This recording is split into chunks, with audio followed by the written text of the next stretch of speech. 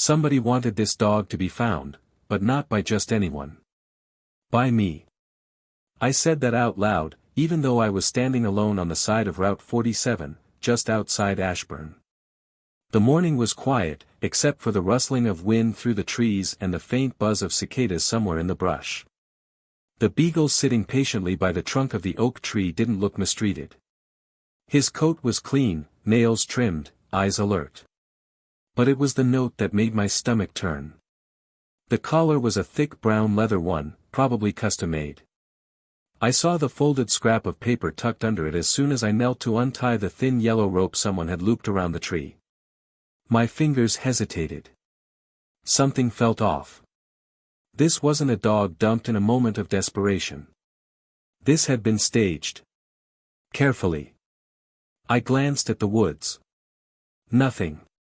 Then back at the dog, who looked up at me with the calm trust of someone who'd already decided I was the right person.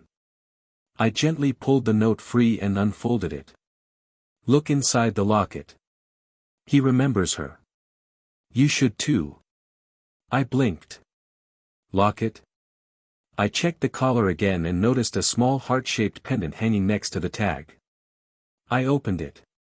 Inside, there was a tiny photo of a girl no older than 8, smiling from behind a sunflower taller than she was. That photo should not exist. My name's Nathan Riley. I was a police officer for 25 years in Ashburn. Retired now. I still help the department out from time to time when they get swamped, but mostly, I spend my days fishing and pretending to enjoy being out of the loop. But this? This was pulling me right back into something I thought I'd left buried. I looked again at the photo. I knew that face. It was Ellie Garver. A little girl who went missing 17 years ago. A cold case. A case I'd worked until I couldn't anymore. No leads. No suspects. Nothing but a backpack found by the river and a father who swore she must have run away. Only, I never believed that. And I sure as heck didn't believe a beagle tied to a tree with her picture around his neck was some random coincidence. I loaded the dog into the back of my truck and drove straight to the station. The receptionist, Paula, looked up with surprise as I pushed through the glass doors. Morning, Nathan. You bring us coffee or a mystery? Mystery, I said, holding up the collar. And a dog with a better memory than most people. She blinked at the locket. Is that Ellie Garver? Yeah. Nathan, that case has been closed for over a decade. No. It hasn't. It's just been sleeping. I got a meeting with the new chief, a younger guy named Derek Madsen. He was respectful, even though he'd only been 12 when Ellie went missing. You really think this dog's connected to the case? Someone went to a lot of trouble to make me think so. You said the note said he remembers her. Yeah. Could he be her dog? After all these years? Not possible. Ellie didn't have a dog. At least, not that we knew of. Then maybe he belonged to someone else involved. That's what worries me. Chief Madsen agreed to reopen the file. The locket was logged into evidence. The dog, who I decided to call Winston until someone claimed him, was handed over to Animal Services, though I made it clear I'd take him myself if nobody stepped forward. Something about that dog just felt personal. And not just because he was tied up with a message aimed squarely at me. That night, I couldn't sleep. I sat on my porch with a mug of lukewarm tea and the sound of wind chimes barely filling the space where silence lived. I kept seeing Ellie's smile. That sunflower. The way she used to skip along the sidewalk on her way to school. In the morning, I went back to the tree, not because I expected to find anything new, but because I had to look. I searched the ground, the tree bark, the surrounding brush. Nothing. No footprints, no cigarette butts, no food wrappers. Just a dog's fur pressed into the dirt and the faint scuff marks where he'd sat. But about 5 feet up the trunk, I saw something. A faint scratch. Not from an animal. Too straight. I pulled out my phone and took a picture. Then I noticed more faint lines carved into the bark, like someone had used a knife. I made out what looked like initials, L+E, and a date. It was from the year Ellie vanished. Could someone have brought her here back then? Or was it more recent? Back at home, I pulled out the old case file. I still had copies of the major parts, maps, witness statements, photographs, my notes. One entry caught my attention. Asterisk local man reports seeing a white van near trail entrance off Route 47, 2 days before Ellie vanished. No plates. No follow-up, asterisk. Next to it, I had scribbled, could be nothing. I remembered why. We had vans all over town back then. Could have been a delivery guy. Could have been a tourist. But now. Now it felt like a breadcrumb. I called Madsen and asked him to pull surveillance or any records of vehicles registered in that area back then. He said he'd try but warned it might be tough. 17 years was a long time. Meanwhile, I drove back to Animal Services to check on Winston. They said he'd been quiet but well behaved. The staff liked him. I asked if I could take him for a walk. We went back to the same tree. He sniffed around, tugged a little toward the trail leading into the woods. I let him lead. About 20 feet in, he stopped, stared at a patch of ground, then lay down. I knelt beside him. Nothing jumped out at first. Then I saw it, half buried in the dirt, a child's hair clip. Bright yellow, shaped like a butterfly. "You've been here before, haven't you?" I whispered. Winston looked up at me and wagged his tail, just once. Back at the station, the lab confirmed the clip was a match to the ones Ellie was known to wear. A photo even showed her with the same one pinned to her hair. That was enough to move this from coincidence to credible lead. Derek Madsen brought in a few officers to comb the area with cadaver dogs and metal detectors. Nothing else turned up right away, but it was enough to stir old memories in town. I started getting phone calls. People who hadn't talked in years suddenly had theories. A waitress at Mel's diner said she remembered a couple who used to come in with a little girl that looked like Ellie but always called her Emily. A former janitor at the elementary school said he once saw Ellie talking to a man in a blue jacket just off school grounds but figured it was a relative. It wasn't solid evidence, but it was something.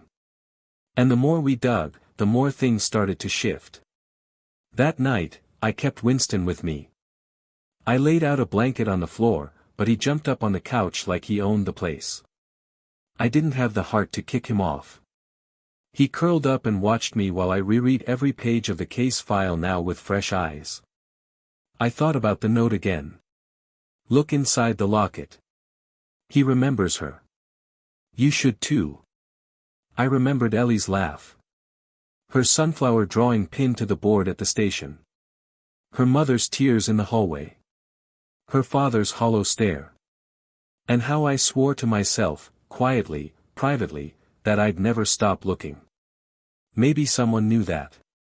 Maybe that's why they sent Winston to find me. Whatever the case, it wasn't just a mystery anymore. It was personal. And Winston was going to help me solve it.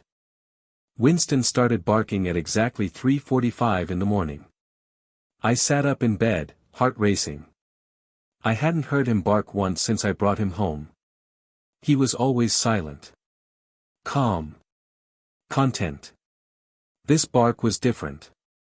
Urgent. Sharp. I slipped on my shoes and hurried to the living room. Winston stood at the front window, his front paws up on the sill, growling low under his breath. I pulled the curtain aside and looked out. A car sat across the street. Engine idling. I couldn't see the plates. The headlights were off, but I could make out a shadow inside. Then the car drove off. Slowly. Like it didn't want to make a sound. Winston turned to look at me, his eyes locked onto mine like he was asking a question I couldn't answer. I spent the rest of the night sitting in the living room, shotgun leaning on the wall beside me, Winston curled by my feet. Whoever had left him near that tree might not be done yet.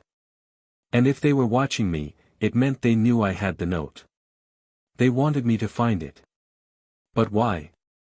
At sunrise, I called Madsen and filled him in. He promised to check nearby security cams in case the car passed through town, but I knew better. Whoever this was, they were careful. I brought Winston with me to Mel's diner. The waitress who remembered the couple with the girl named Emily said she'd been thinking more about it since our talk. Her name was Bev. Probably mid-60s now. White blonde hair in a tidy bun, apron still starched like she owned the place. They used to sit in the back booth, she said, pouring me coffee. Came in maybe 3 or 4 times. Always late afternoon. Never once saw them on a weekend. What made you remember the girl? She drew on napkins. Always sunflowers. Same ones Ellie used to draw. I remember thinking it was sweet, but then the man, her dad, I guess, would always snatch them away and crumple them up. Said drawing was a waste of time. You remember what he looked like? She nodded slowly. Tall. White.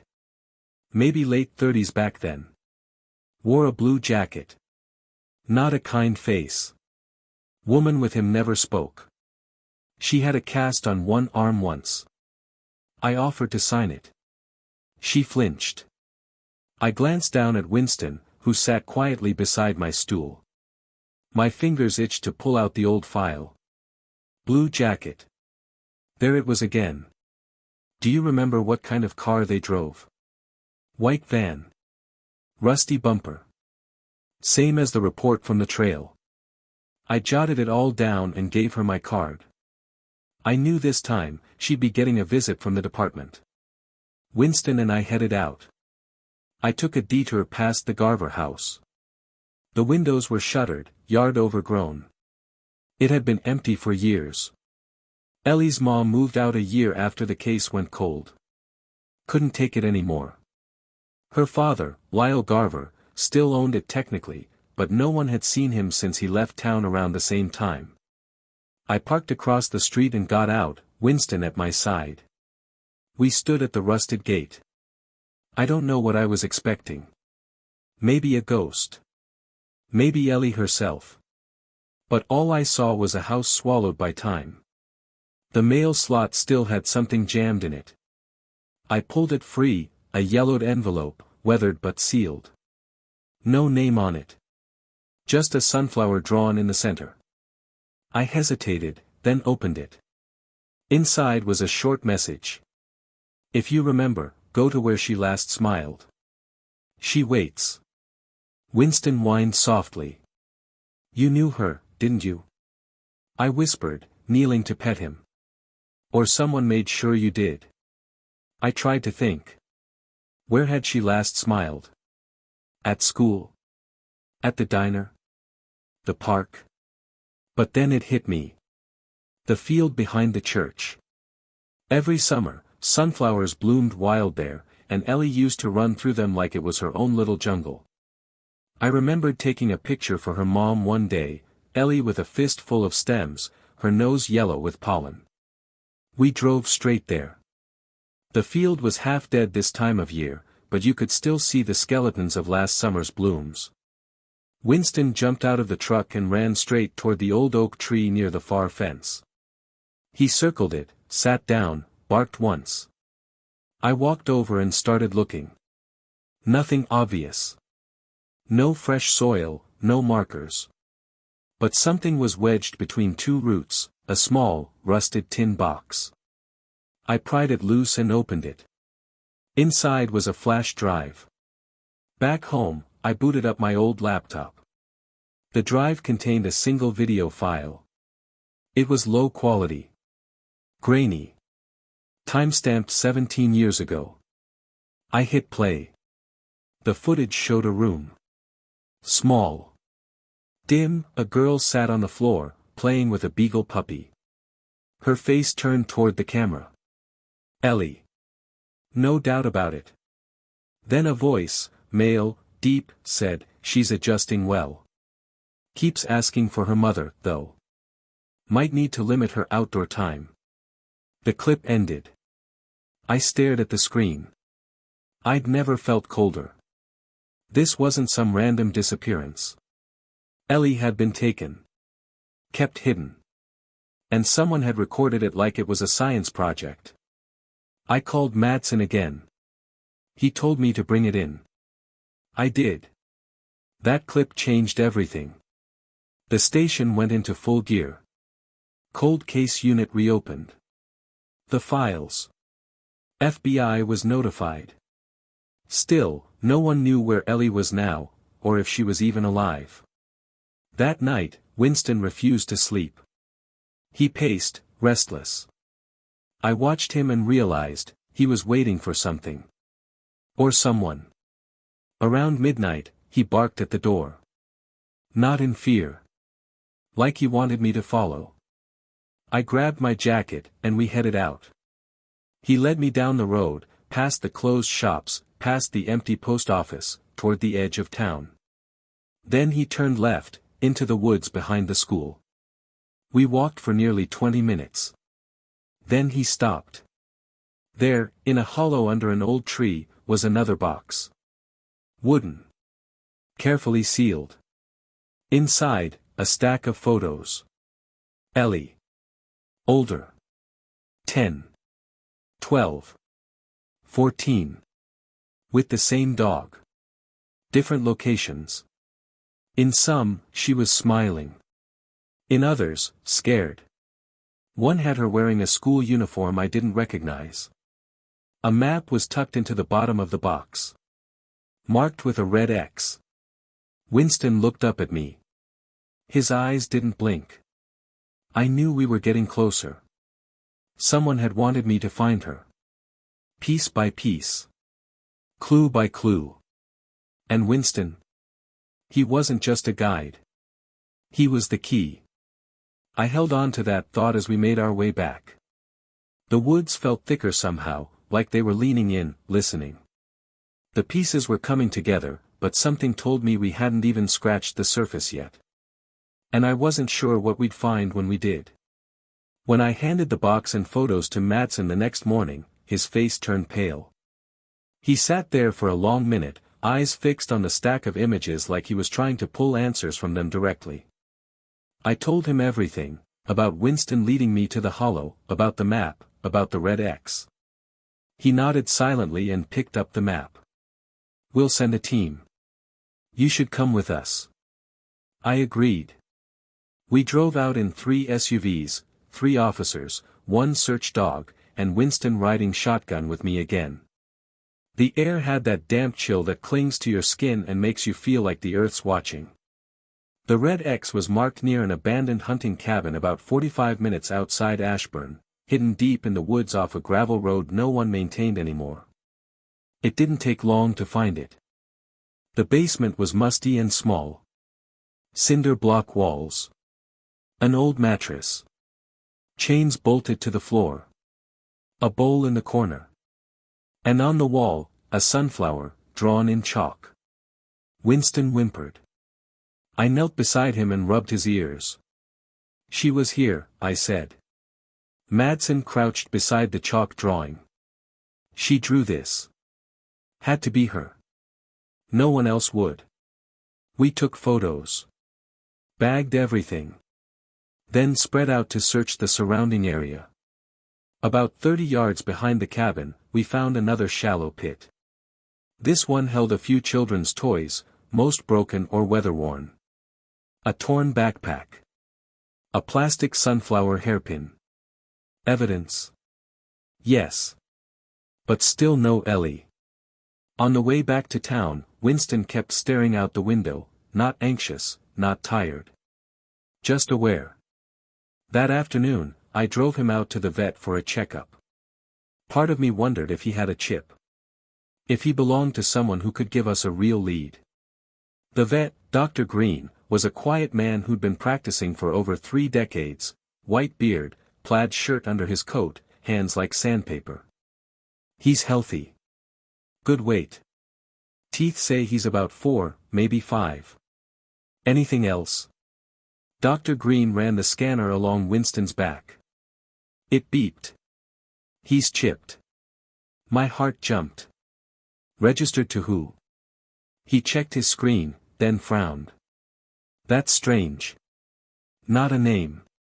Just a number and a code. He scribbled it down. 28T7HJ421. I snapped a picture.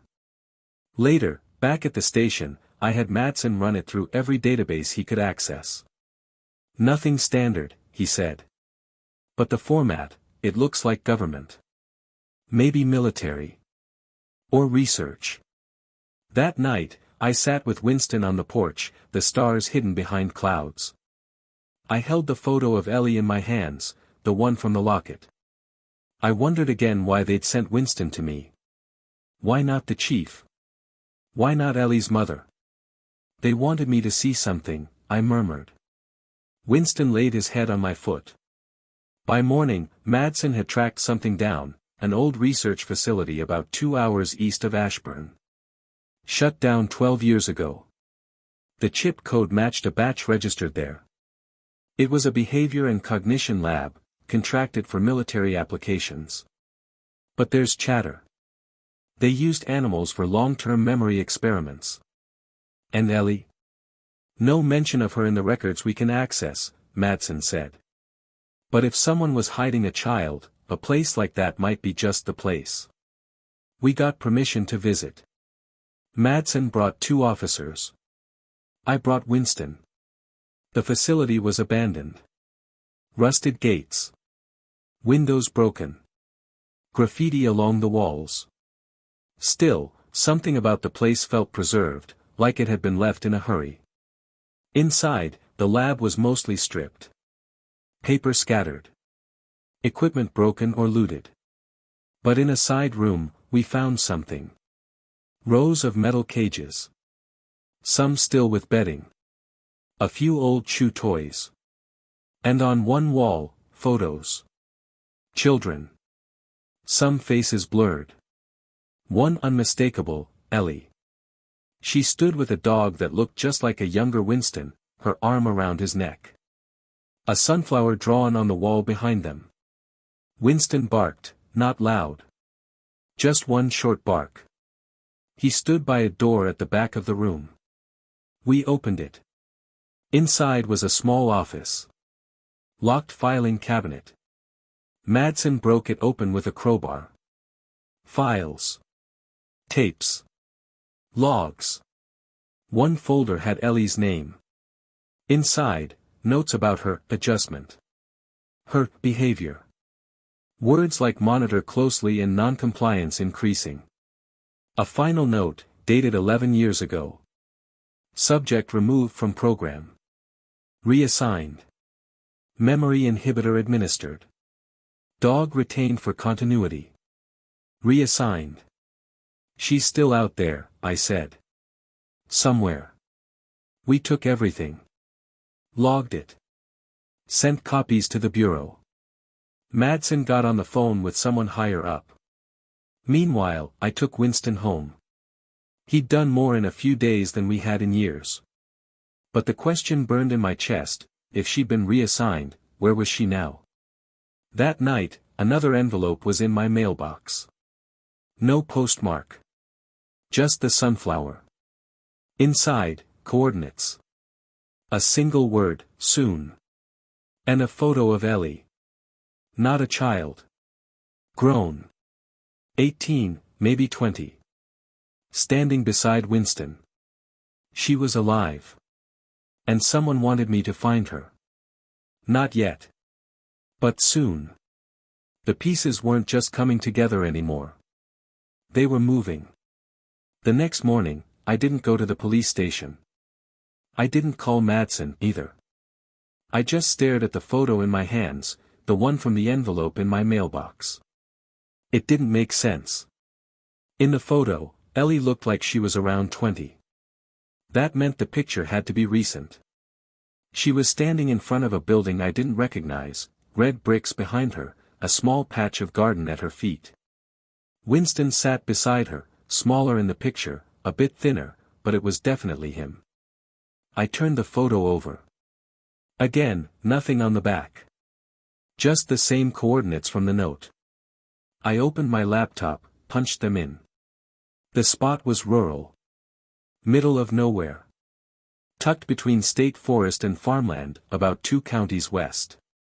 No roads leading directly to it, just a few logging trails and overgrown dirt paths. Something about it all made my skin itch.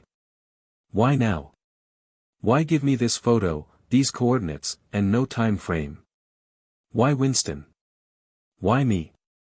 I packed some supplies, flashlight, power bank, first aid kit, a sandwich, a blanket.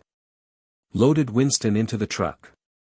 I left a note at the station for Madsen, told him I'd found something but didn't say what. If they wanted me to go alone, I wasn't about to ignore that kind of message. Someone had a plan. And whether I liked it or not, I was part of it now. The drive took over 3 hours, most of it through back roads and wooded terrain. I parked when the trail became too rough for my tires and continued on foot. Winston led the way, like he'd done this 100 times.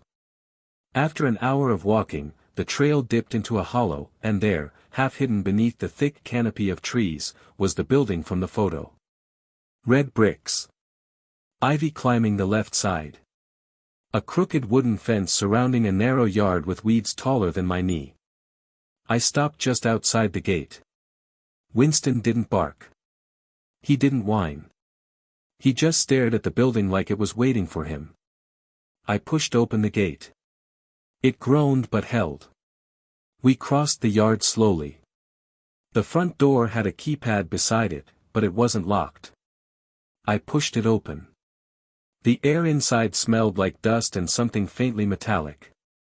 Not rotten. Just old. We stepped into a hallway. No lights, but enough daylight came through broken blinds to see there were rooms on either side, offices, maybe, or bedrooms. I checked them one by one. All empty. Then Winston stopped. Stiffened.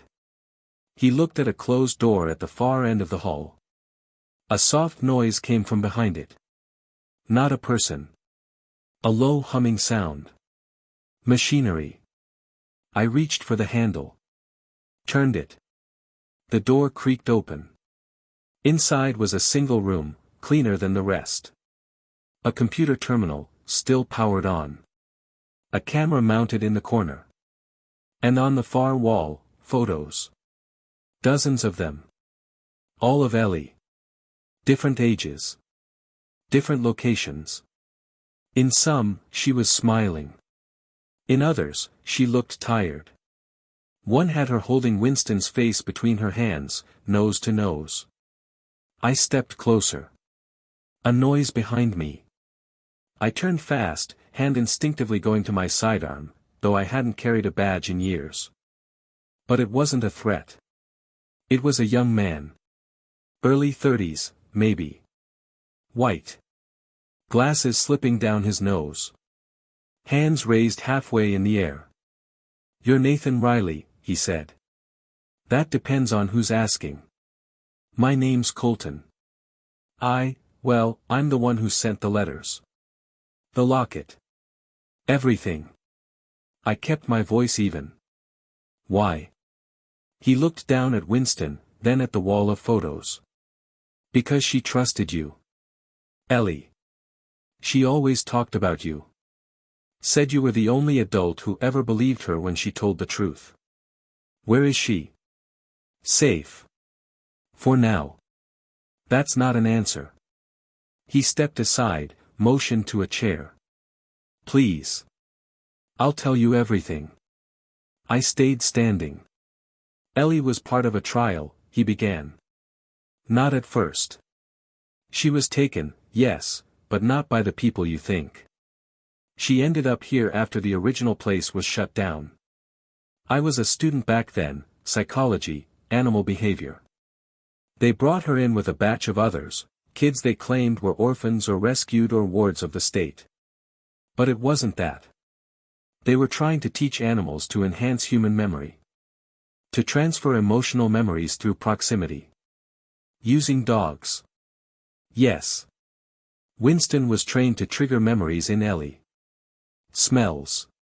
Behaviors. Routines. The goal was to see if traumatic memory could be stored in a bond and later accessed. It worked better than they ever imagined. And then she got older. Smarter. She started writing down things, names, dates, places. They didn't like that. Said she was becoming a risk. So they drugged her. Moved her to a private house. Said she had to be reconditioned. But she escaped. Not exactly. I helped her. I couldn't keep watching. He pointed to a filing cabinet in the corner. Those are her journals. Copies. I smuggled them out over months. Everything's in there. Names. Faces. Every child she remembers. I stared at him. Why now? Why bring me back in? Because I'm scared. I think someone's found her. She's in hiding, but I think they know. I glanced at the terminal. What's that for? Remote logs. Every time she checks in, it pings here. Only audio. No video. She won't risk it. Let me hear the last one. He clicked the mouse. A file played. Static. Then a voice. Her voice. Colton, it's me. I'm okay. I saw someone near the ridge yesterday. They didn't come closer, but I'm moving again. Winston's with Riley now, right? That's good. He'll know what to do. He always did. If anything happens to me, he'll take it from here. The file ended. I sat down then, slowly. Where is she? I honestly don't know. She never tells me. She changes locations every few weeks. But that voice file came from the northwest. Somewhere near Elk Creek. I knew that area. Mountains. Dense woods. Old mining sites. Easy to disappear. I can help find her. Colton looked uneasy. If you go, they'll know. If you start asking questions, looking at maps, poking around, they'll know. Then they've already seen too much. I left with a copy of the journals and Winston trotting beside me. Back home, I started reading. The entries were detailed. Some dated back years. Ellie described names of handlers, layout of buildings, specific routines. She wrote about the other kids, some younger, some older, some who vanished overnight and were never spoken of again. She mentioned Winston often. How he was her anchor. Her reminder of who she was before. One entry stood out. Winston remembers places better than I do. If he ever gets lost, he'll find his way back to where it started. He always does. That night, I laid out a map of Elk Creek. Marked every mining site, old cabin, service road. Winston sat beside me, tail thumping. I looked at him. You know where she is, don't you? He wagged once. I wasn't going to wait. Morning couldn't come fast enough. By dawn, I had a plan. I left a second message for Madsen, more detailed this time. Told him what Colton had said, where I was going, and that I didn't expect backup. I didn't trust that there weren't still eyes inside the system. This thing had been buried too deep for too long. Someone had covered tracks that shouldn't have been walkable in the first place. Someone with reach. Winston and I drove northwest, past the foothills of the Eldon Range, into territory where GPS started to drop off and cell signals gave up. I carried printed maps, just like the old days, and I'd marked every mine trail, ranger cabin, and abandoned ranger tower in the Elk Creek region. It was like looking for a needle in a haystack. But I wasn't alone. Winston would help. We started at the edge of the woods, a Forest Service road barely wide enough for the truck. I parked where two game trails crossed and let Winston sniff around, hoping for a sign. He wandered toward the east trail, nose to the ground, tail alert but not frantic. I followed. After 20 minutes, he stopped. Turned his head. Looked at me like he was waiting. Then he took off. Not a sprint. Not panic. Just a steady jog with purpose. I followed, through thick brush and over shallow creeks, past trees I didn't recognize. The woods here felt older. The kind that kept secrets. Winston led me for nearly 45 minutes before we reached a clearing. In the middle sat a structure, half hidden under trees. A mining outpost. Or what was left of it. Small cabin. Sagging roof. And beside it, a lookout platform, crumbling with rot. No sign of life. But Winston walked straight to the door. And sat. Drew a breath. Knocked once. Twice. Nothing. Then a creak, slow, deliberate. The door opened 3 inches. A voice behind it, "Did he bring you?" "Yes," I said. The door opened fully. She stood there. Older now, but still unmistakably Ellie. Her face had changed, matured, but the eyes were exactly the same. She looked at me. Then down at Winston. Then back up. "You came." I nodded, too choked to speak. She opened the door wider, motioned for me to come in. Inside was sparse. Cot. A shelf of canned food. A stove. A dog bowl sat beside a water jug. A backpack leaned against the wall. No clutter. Nothing unnecessary. A life on the move.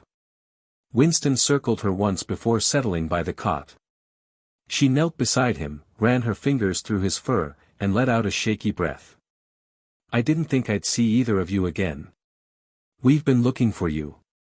The Bureau is involved now." Colton talked. She nodded. "I know. I had to make sure it was you." I handed her the envelope with the latest messages from Colton and the map I'd marked. She studied it without speaking, then folded it carefully and tucked it in the side of her bag. "They're moving again," she said. "Whoever's behind this. Someone else is in charge now. Colton's safe for now, but he doesn't know they've already found him. We can get you out. Witness protection. New identity." She shook her head.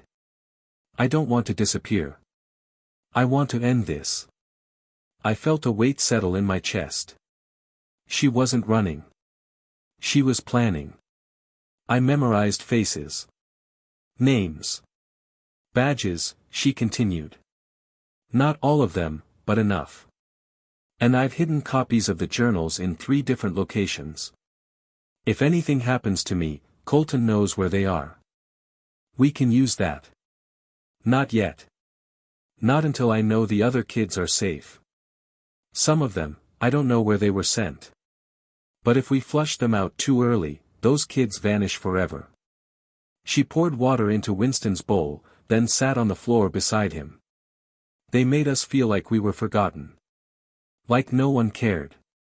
But I remembered you. You told me once that truth has a way of finding daylight. I held on to that, even when they tried to take it from me. I didn't know what to say, so I didn't say anything. Outside, the wind rustled the trees. "There's something else," she said after a long silence. "There was a man. Not one of the scientists. Someone higher. He only came once a month, always asked for a report on me personally. But I heard one of them call him something once. Director Linham. That name rang no bells.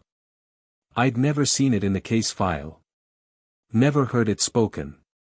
Could be a code name, I said. Or someone powerful enough to erase records." She stood, crossed the room, pulled a small notebook from her backpack, handed it to me. "Last year, I started trying to retrace who might have backed the funding. This notebook has every foundation, grant, and research pipeline I could trace with a connection to the original facility. It's not definitive, but it's a start. I flipped through it. Names. Charts. Footnotes. It read like a paper trail stitched together by someone far too young to carry the weight of a whole cover-up. You did all this on your own? No, she said, looking at Winston. I had help. That night, I stayed at the outpost. Slept on the floor near the door, Winston between us like a sentinel. No one came. In the morning, she handed me a list. 4 names. 3 towns. 1 phrase, check the school boards. They hide in plain sight. She wasn't ready to come back with me yet. Said she needed 2 more days to move the journals. Said she'd leave a trail only Winston would know how to follow. I trusted her. I had to. Before I left, she hugged me, brief, strong. Thank you for remembering. I didn't answer.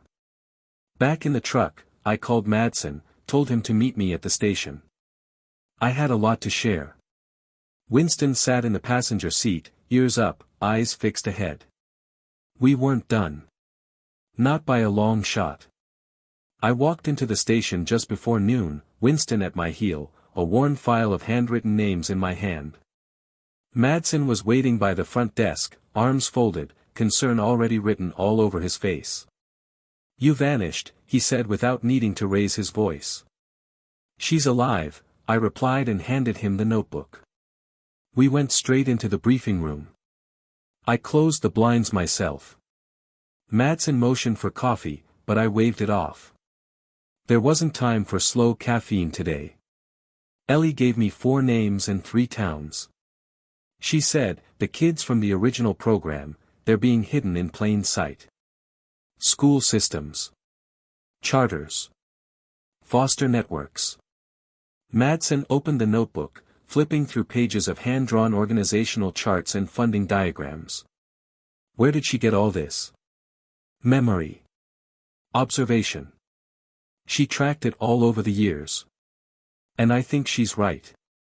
You remember how tight-lipped every lead got once the original case was deemed cold? It wasn't silence. It was fear. I pointed to a foundation listed in the notebook. They funneled money into the cognition lab. Their board includes a man named LM, might be a surname. Might be a placeholder. She heard it used once in reference to someone visiting monthly, someone the handlers answered to.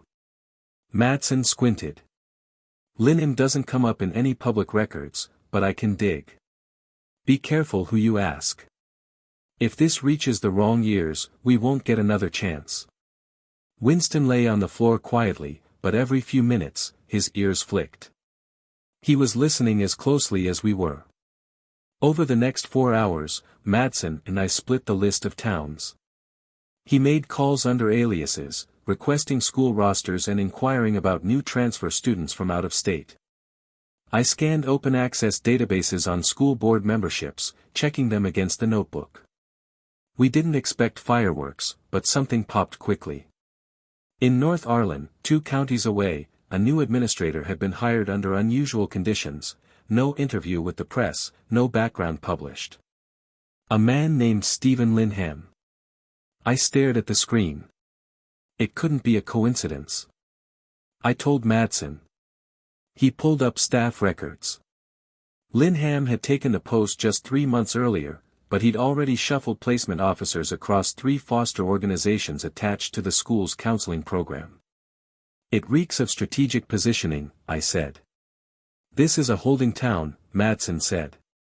They're planting themselves in systems that deal with vulnerable kids. And if Ellie's right, some of those kids may have come from the program. He hesitated. How many people know Ellie's alive? Besides you and me? Just Colton. And Winston.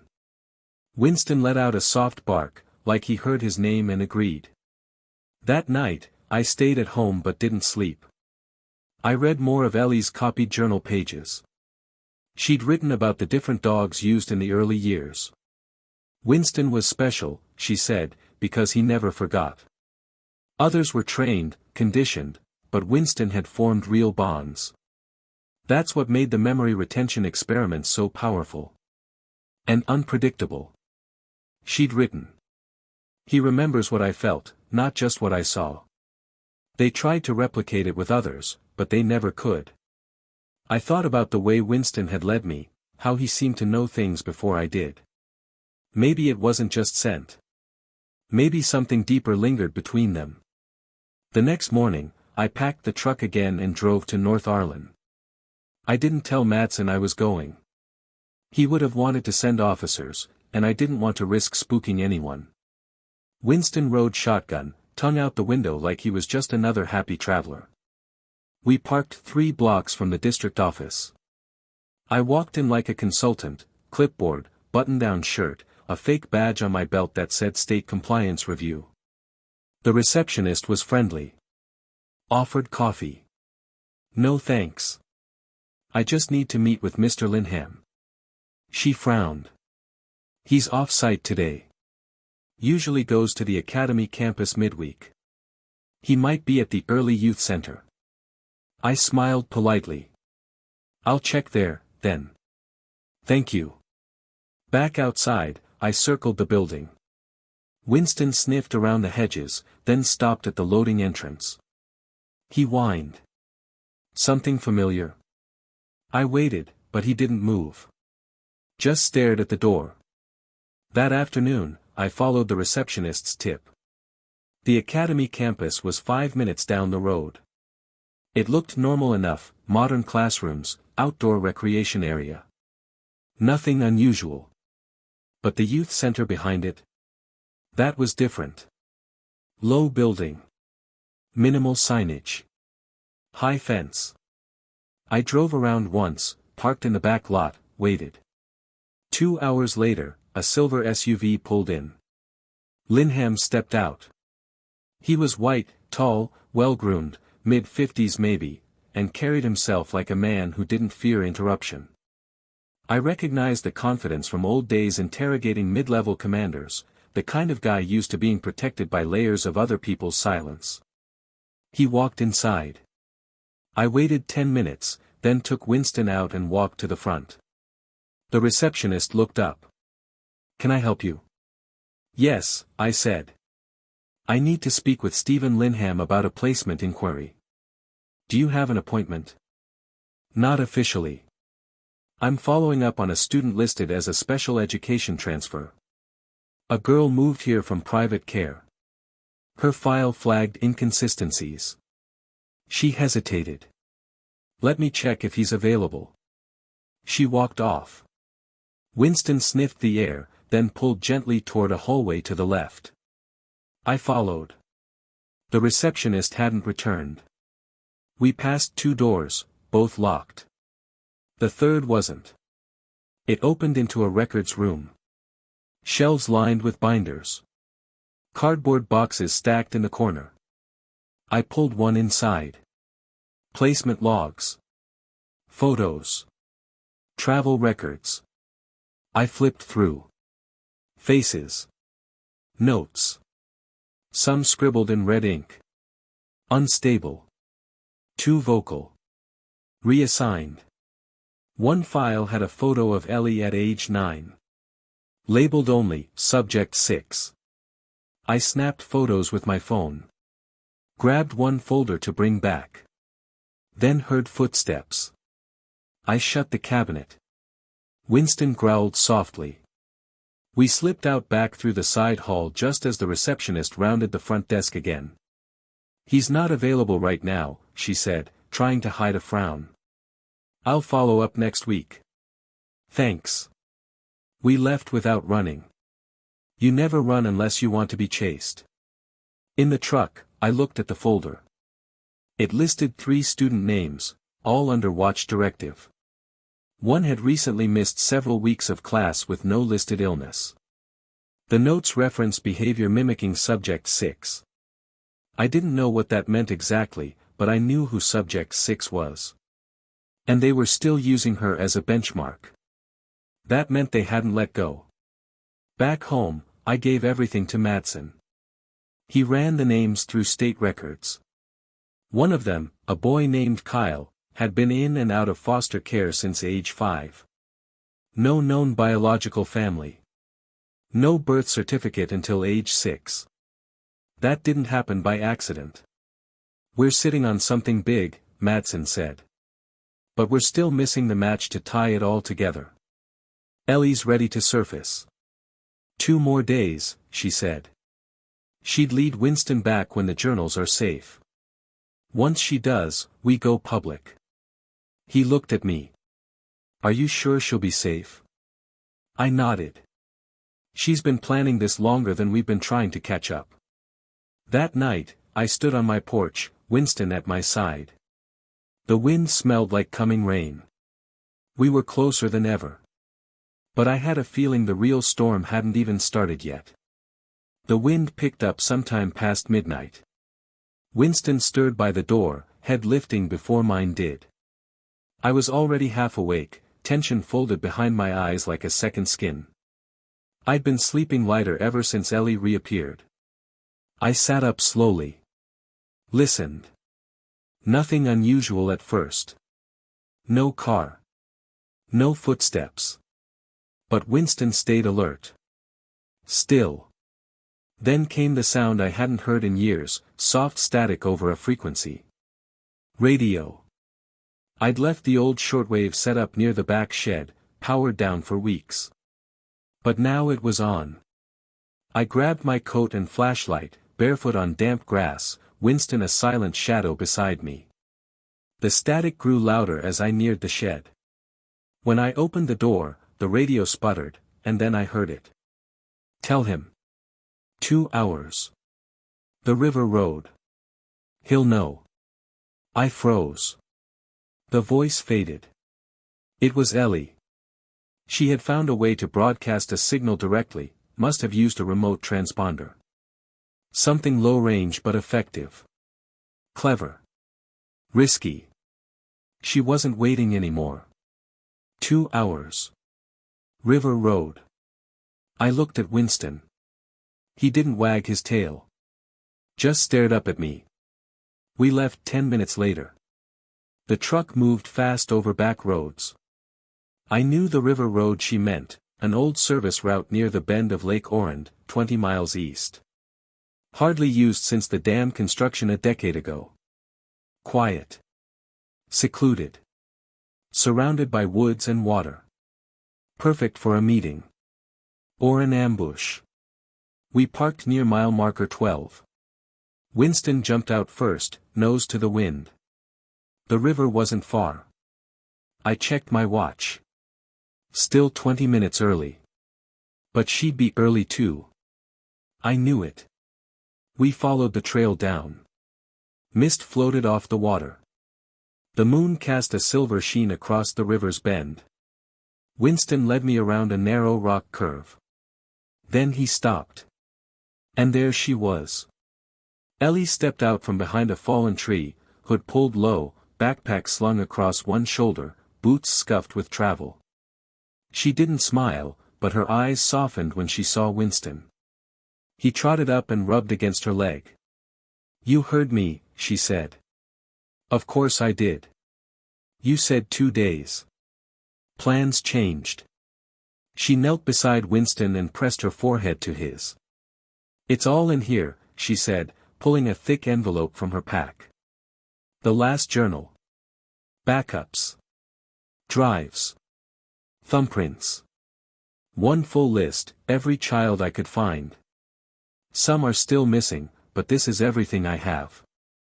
I took it carefully. Sealed. Wrapped in plastic. Heavy. You have to get it to someone who can't be reached. A judge. A civilian review. You can't go through anyone local. Understood. Where will you go? I have one last stop. Then I disappear for good. I've given everything. I've done what I can. I didn't try to argue. I could see it in her eyes. She'd spent years preparing for this moment. But then something shifted. Winston growled. A faint crack in the brush behind us. Ellie stood quickly. I turned, hand reaching instinctively to my side. We were being watched. She hissed. They found me. Go. Now. She didn't hesitate. Slipped into the trees across the path, fast and quiet. Winston stayed by my side, tail stiff, ears up. Another crack. Then a figure, white male, early 40s, lean frame, black windbreaker, stepped into view like he owned the night. "Mr. Riley," he said calmly. I said nothing. "You've been a busy man. This is not your game anymore. Walk away." "Not without her." He smiled slightly. "She's not your concern. We'll handle the asset." Winston barked, one sharp warning. "You want a leash on her memory," I said. "You're too late. She's already spoken. She's documented everything. Even you." His face twitched, just once. "You've made a mistake." I stepped forward. "You followed us here. That means you're exposed. You know what happens when light hits mold." He took a breath. Reached for his pocket. Winston lunged before I could move, teeth clamped down on the man's arm. He howled. I tackled him, drove him into the dirt. His hand clutched a stun device, not a gun. Close call. Winston released on command. I held the man pinned. "Who sent you?" "You're in over your head, old man. Try me." He gritted his teeth but didn't answer. By the time I finished zip-tying his wrists with the cord from my backpack, Ellie was gone. Winston and I dragged the man to the truck. I knew better than to bring him to the station. Instead, we headed to Madsen's safe house, a backup cabin used during deep cover operations. He met us at the back road, eyes wide as I shoved the man into a chair and handed him the file. "They know. They're watching. The girl, maybe Colton too. You need to move fast." Madsen opened the envelope. His hands didn't tremble, but his jaw tightened with every page. "This is more than I expected. Names. Codes. Deposits. You have to go wide, media, civilian court. We need pressure, not procedure." The man in the chair smirked. "You won't make it public. You won't risk her." "Watch us," Madsen said. By sunrise, we had copied the files 3 times, uploaded them onto secure drives, and dispatched them to 3 different locations. Madsen contacted a federal contact in another state, someone outside the usual chain. I stayed off-grid at the safe house with Winston. We rotated the man between cuffs and questioning, but he gave up nothing useful. He didn't need to. The file said enough. Later that afternoon, we received word, one of the names Ellie had flagged, a doctor tied to the original facility, was arrested trying to board a private jet. Another administrator had gone missing. A journalist had picked up the story from an anonymous tip, Colton, no doubt, and run with it. Winston sat by the door, head on his paws, waiting. He didn't know it, but the ripples had started. The stone had hit the water. And the circles were spreading. Winston stirred before I did. He always did. I sat up slowly in the creaky wooden chair, still inside the safe house, and rubbed the back of my neck. The man we detained the night before was still in the adjacent room, tied and guarded in shifts by 2 off-duty state officers Madsen had trusted since day one. Winston had moved to the window. His ears were up, but his body language was calm, like he sensed movement in the air but not danger. I followed his gaze. Outside, the sky was an iron gray streaked with low clouds and quiet light. There was something about the stillness of that hour, like the world hadn't decided what kind of day it was going to be. I poured a half cup of coffee from the carafe Madsen had left on the stove, lukewarm, but it did the job. I ran a hand over Winston's back and opened the side door, letting him out onto the porch to stretch. He trotted down to the dirt path, nose twitching. Behind me, the radio crackled, not the shortwave. This was the secure police band. Madsen's voice came through. Riley. You up? Barely. What's the update? One of the names from Ellie's final list just got flagged, trying to cross state lines. Foster transport vehicle, but no kid in the system. We picked him up in Baldwin. Guy used a fake credential ID, but it matched the format Ellie logged in her journal. You think he's part of the relocation network? I think he's one of the movers. The ones who made sure certain kids never surfaced again. He lawyered up the moment we brought him in, but we've already got enough for a hold. His phone pinged in the same town as a missing girl from 6 years ago. I leaned against the door frame. How soon before someone tries to pull him out? Probably already working on it. But the story Colton leaked hit 3 independent blogs last night. By noon, it'll be national. They can't clean it all up anymore. I glanced at Winston, now sitting at the bottom of the porch steps, facing the woods. We've got the man who tried to take her last night in the other room. Has he talked yet? Only enough to show he knows exactly who Ellie is. But he thinks we won't go public with any of this. That's his weak spot. Madsen paused. What about Ellie? No word yet. You think she's still on the move? She's doing exactly what she said she would. Disappearing on her own terms. We ended the call, and I stepped outside. Winston turned to look at me, then back at the woods. I followed his eyes, scanning the dense line of trees. Then, in the distance, movement. Not fast. Not hidden. Just quiet. A man emerged. Not the one from before. This one was older. Civilian clothes. No weapon visible. He walked with purpose but not menace. And he was alone. I stepped down beside Winston. The man stopped at the edge of the clearing and raised his hands. I'm not here to fight. My name is Malcolm Breen. I used to be part of the advisory board for the cognition program. I didn't say anything. Neither did Winston. You've stirred something, Mr. Riley. And I think it's time someone on the inside talked. I motioned toward the porch. He walked slowly. Cautiously. Like he knew the rules had changed. Inside, over coffee, he began. There were 10 children in the original phase. Only 6 made it past the first 2 years. Ellie was number 6. She wasn't supposed to be there. Her transfer papers were forged after the first girl died. They needed to keep the data flow balanced, so they filled her bed. But she wasn't like the others. She noticed things. She remembered patterns. She talked to the animals like they were people. He looked at Winston. They called him Echo 1. Not Winston. The idea was to imprint consistent emotional triggers from early age, then suppress those memories and try to recover them through association. I shook my head slowly. They turned kids into test loops. They believed they were helping the military prepare for future combat trauma. What they really did was break 6 children in ways no adult ever recovered from. Why come forward now? Because I followed the files. I watched her. Ellie. She's the only one who kept going. The rest are either lost or institutionalized. I read her notes once when she was 14.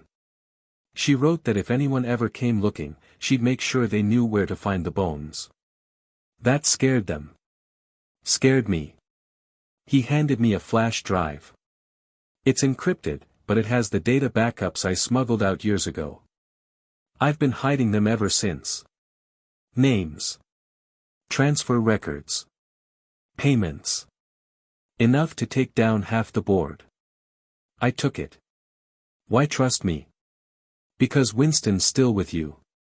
If she trusted you enough to give him back, that's good enough for me. We brought Madsen in that afternoon. Malcolm sat for a full deposition, the kind that wouldn't hold in court without backup but would blow a jury's mind once validated. We recorded everything. Filed 3 secure uploads. And then we called in the press. Not one source. 4. Each with different pieces. By midnight, they all had the same headline. Program 6 exposed, child memory experiments linked to government contractors. We waited. Winston paced for a while, then settled in the hallway, watching the door like he was guarding more than just me. Around 3 a.m., Madsen got the call. Federal investigators were on site at 2 separate facilities tied to the foundation. They found the remains of what was left of the training rooms. Files half burned. Names on rosters. More calls came in. Lawyers. Whistleblowers. Families. And then, finally, Colton. She called, he said. Ellie's okay. She saw the story. She knows. She said to tell Winston she'll find him when it's over. I repeated the words out loud. Winston wagged his tail, once. The wind had changed again. We weren't finished yet. But now the world was finally watching. The day after the story broke, the town felt like it was holding its breath. Not just Ashburn, the entire stretch of counties surrounding it. Phones rang non-stop at the station. Reporters. Lawyers. Families. Old classmates who remembered a girl who vanished one summer and never came back. Even the mayor showed up at Madsen's office, pacing nervously and pretending not to know why there were 3 black SUVs parked discreetly outside City Hall. I stayed mostly silent through it all. I wasn't interested in who was pretending they didn't know. I cared about the ones who had always known and said nothing. Winston and I kept to our routines.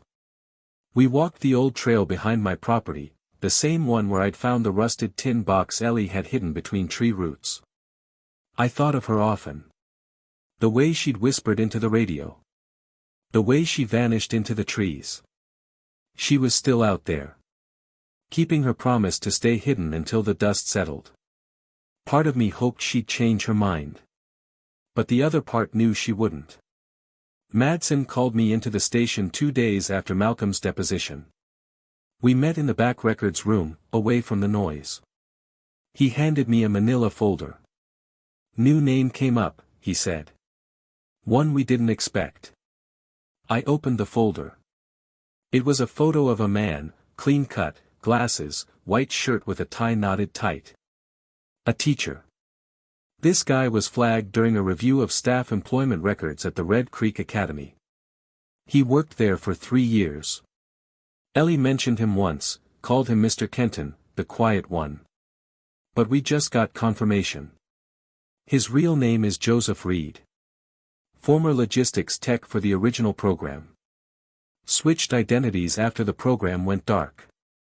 Why teach? To stay close. Maybe to keep an eye on the kids. Maybe to finish what he started. He went off-grid last week, right after the story aired. I closed the folder. You think he's hunting her? I think he's looking for something she hasn't made public yet. Something even we haven't seen. The original control protocols. Madsen nodded. Malcolm said there was a second layer, a private log book kept by the head technician. Not digitized. Handwritten only.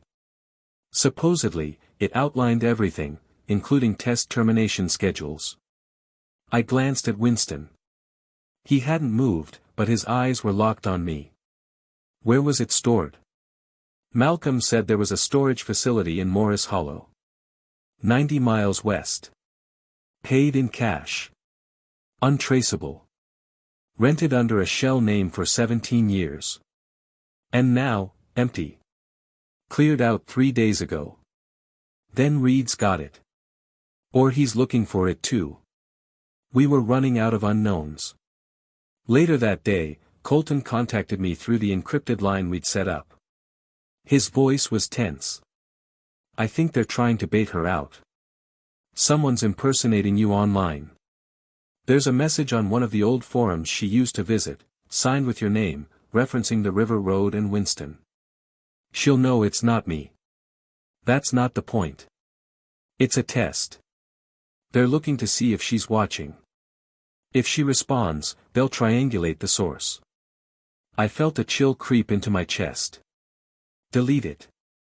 Purge the forum. Block the source. Already on it. But Riley, they're adapting. This isn't just damage control anymore. They're scared. Good. Let them be. That evening, Madsen got word that another subject from the original program had been found alive, a young man named Daniel, living in a group home in rural Tennessee. Severe memory loss. Frequent seizures. But when shown a picture of Ellie, he cried. Not words. Just tears. It gave me hope. And more urgency. Back at home, I scanned through the encrypted flash drive Malcolm had given me. Most of it was in code, but I recognized some of the patterns Ellie had marked in her journals, names cross-referenced with code groups, handlers identified by number, later matched to aliases. Then I saw something. A file titled Ecologue 6 Confidential. I opened it. It was a scan of handwritten notes. Neat.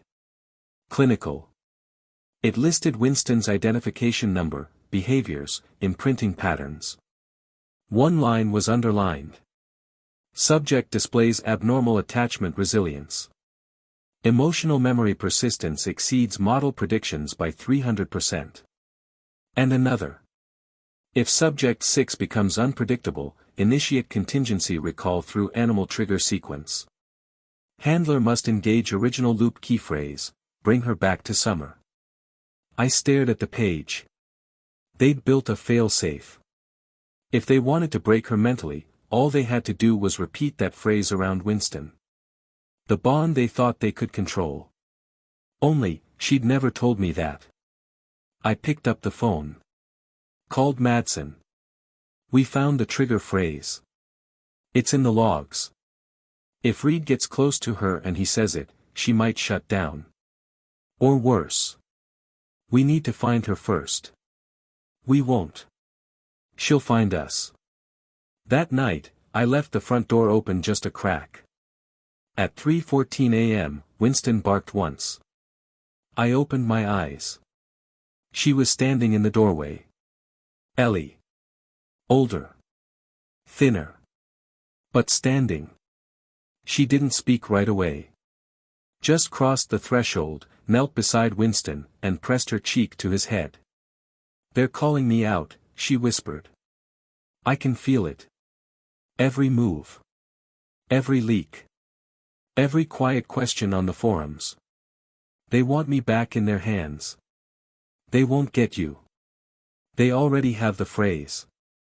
I saw it online before it was pulled. They'll try to use him. Try to turn him into a trigger. They won't. She pulled out a notebook from her coat, smaller than the last one. Just a few pages. This is the last of it. The handlers who were never on the payroll. The names who worked off books. They were ghosts even back then. If anything happens to me, make sure they're not forgotten. I took it, hands shaking. I'm not going anywhere, I said. Neither am I, she whispered. But we'll have to move fast.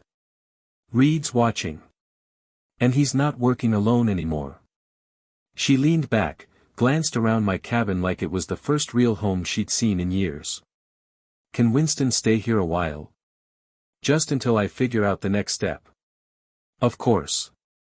Winston curled beside her, tail thumping softly.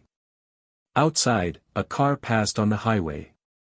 Neither of us moved. We knew someone was coming. But this time, we weren't running. We were ready. Ellie stayed hidden for another 2 nights. She slept in my spare room with the door unlocked but always slightly ajar. Winston posted like a statue in the hallway, ears twitching even in sleep. I made sure the blind stayed down. The porch light off. It felt like we were waiting for a knock we both knew would come. Each day, I went back to the safe house to check on Madsen and the federal agents who'd finally been cleared to operate openly. The man we'd captured, the one who tried to ambush us at the river, still wasn't talking, but he wasn't trying to escape either. He just watched. Listening. Always listening. On the third morning, we got confirmation from D.C. Joseph Reed was on the move again. A black SUV matching his description had been picked up on a wildlife camera 3 miles from Ashburn's Edge. That wasn't a coincidence. And it wasn't a bluff. He was coming for Ellie. We didn't know what he wanted exactly, whether it was to silence her, extract her, or bait out the final pieces of the program's secrets. But he was coming. Prepared. He wouldn't come alone. That night, I brought Ellie to the safe house. The feds agreed to station 2 agents inside, both vetted, both known quantities. Madsen was running point, calm under pressure but tense in the eyes. The house was quiet.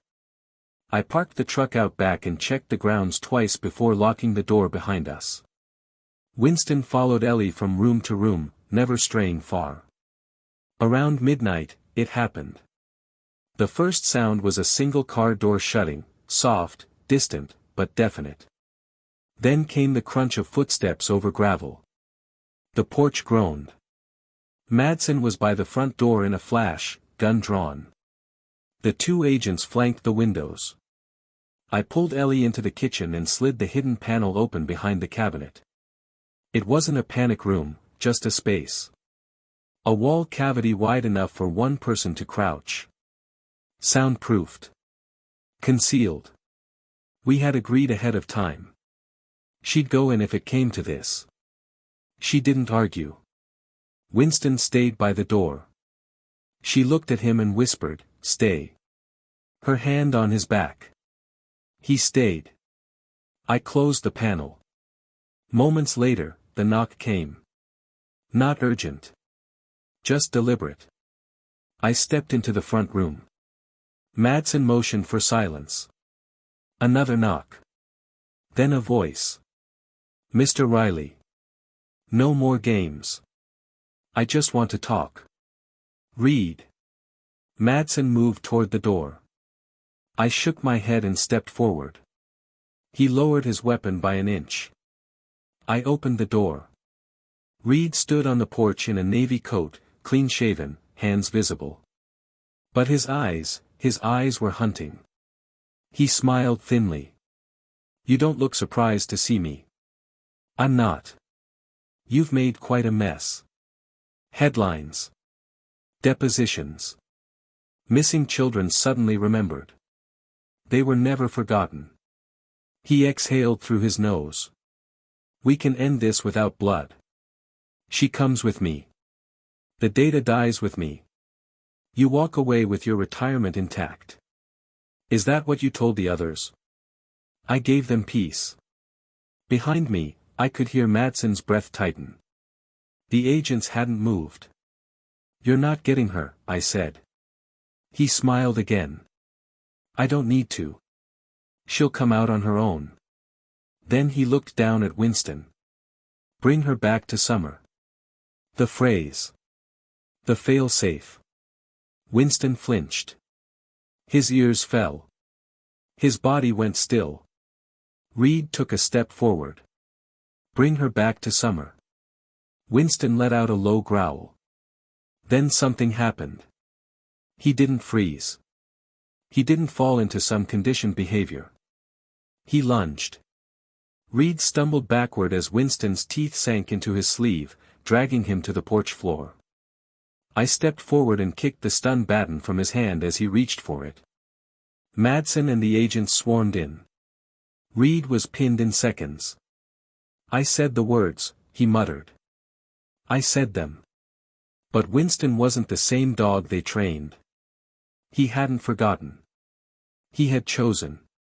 We arrested Reed on sight. The feds had enough now: attempted abduction, decades of abuse, orchestrated disappearances. He was done. When the door finally closed and the cuffs were locked, I opened the wall panel. Ellie stepped out. Her face blank at first. Then she saw Winston. He trotted to her, laid his head on her feet. And she smiled. 3 days later, Ellie testified in front of a closed federal committee. She wore civilian clothes, simple and clean. Her voice steady. The courtroom was sealed. No press. No public. But justice doesn't always need an audience. Madsen sat beside me on the bench. When Ellie finished, she walked straight to Winston and scratched behind his ears. "You saved me again," she said. That night, she left Ashburn for the last time. No one saw where she went. Not even me. She left a note on my kitchen table. "You kept your promise. I'll never forget." The morning after she left, Winston didn't bark. Didn't pace. He just sat on the porch and watched the horizon. And I sat beside him. We were quiet for a long time. The world wasn't fixed. But it was finally honest. And that was a start.